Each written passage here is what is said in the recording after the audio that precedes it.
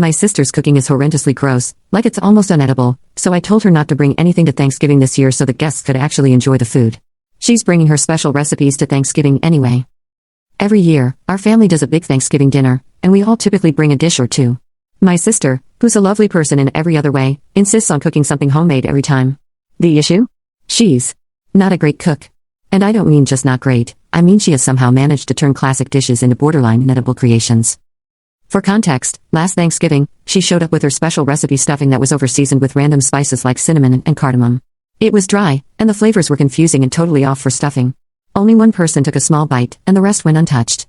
Another year, she brought a green bean casserole that had some kind of strange, chewy texture. She later admitted she used coconut milk and almond flour to experiment. No one wanted seconds of that, either. This year, I'm hosting Thanksgiving. Since I'm responsible for putting it all together, I wanted to keep the menu consistent so that people could actually enjoy a cohesive meal. I thought I'd avoid drama by asking her to bring non-food items instead, like wine, soda, or even some flowers. I explained to her, very kindly, I thought, that I just wanted to make things easy and streamlined, and I'd handle the main dishes. But she didn't take it well.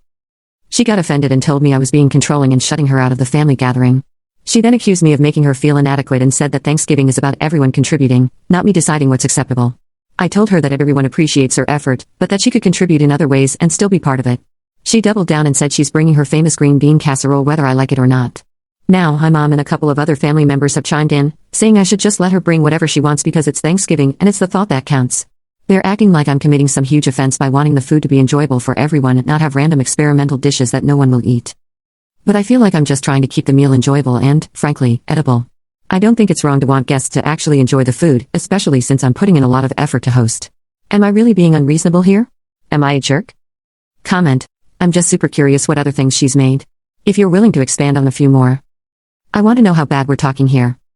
OP? Oh, buckle up, because there's a list. Here are some highlights from past family gatherings. Thanksgiving 2019, she made a spicy cranberry sauce that had whole chunks of jalapeno in it. She insisted it was elevating the flavor profile, but it ended up making people's mouths burn while eating turkey. We tried to pair it with other stuff on the plate, but it was a no-go. 2. Christmas 2020, she brought a fusion mac and cheese with wasabi and horseradish mixed in. Let's just say it was a very unexpected flavor to experience in a traditionally creamy, comforting dish. There were some coughs and watery eyes at the table that night. 3. Easter 2021, she made a carrot salad that had shredded carrots, raisins, and sardines. She claimed it was based on some Mediterranean recipe, but I'm pretty sure no Mediterranean grandma would approve. 4. Last Thanksgiving, this was the infamous cinnamon cardamom stuffing. She wanted it to be warm and aromatic, but it ended up tasting like a holiday candle. The texture was also super dry, and even though she noticed no one was touching it, she blamed it on us not appreciating new flavors. 5. Family barbecue this past summer, she did a barbecue tofu thing that had an odd vinegar peanut butter sauce. I don't know what cuisine inspired that, but it didn't belong anywhere near a grill. People tried to be polite, but most of it ended up going home with her. So, yeah. This isn't just me being picky. She's made some real adventures out of classic dishes, and I'm genuinely nervous for what she's planning with this whole Thanksgiving trio experience. Update 1.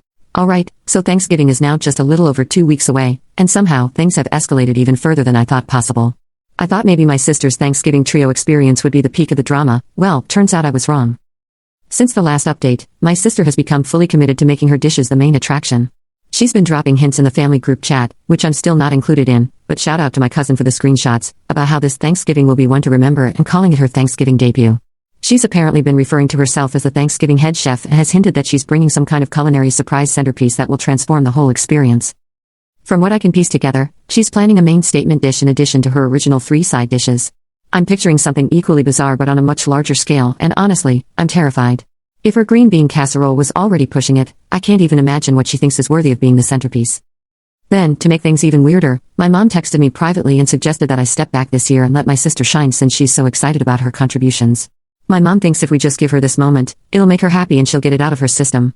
She even hinted that maybe I should focus on decorations and drinks instead of the main dishes, which feels like an attempt to turn hosting over to my sister without actually saying it.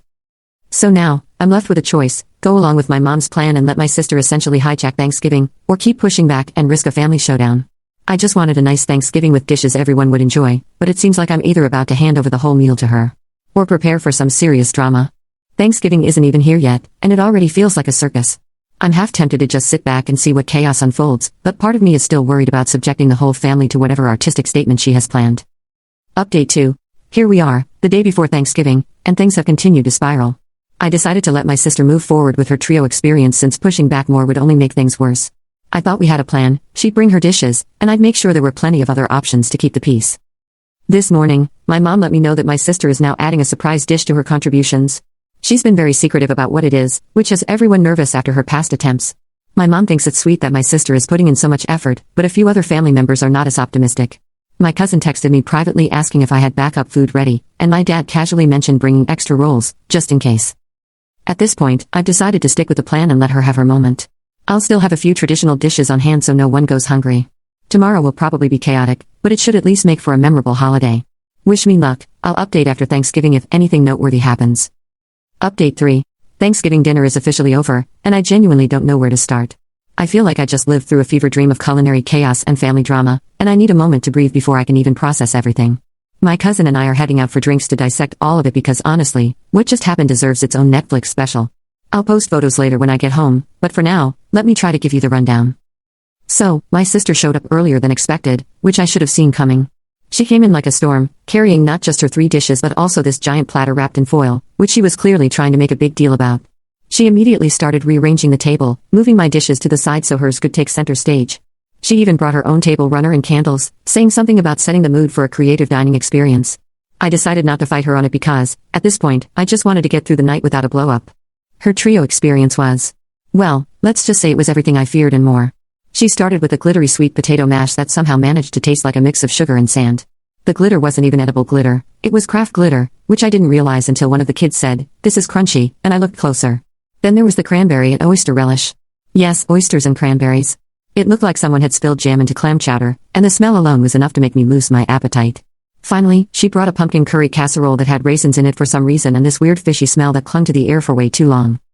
But the pièce de résistance was her surprise centerpiece dish, which turned out to be a turkey gelatin mold.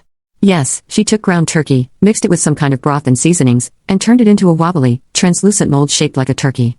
She even garnished it with parsley and cherry tomatoes to make it festive. I wish I were kidding.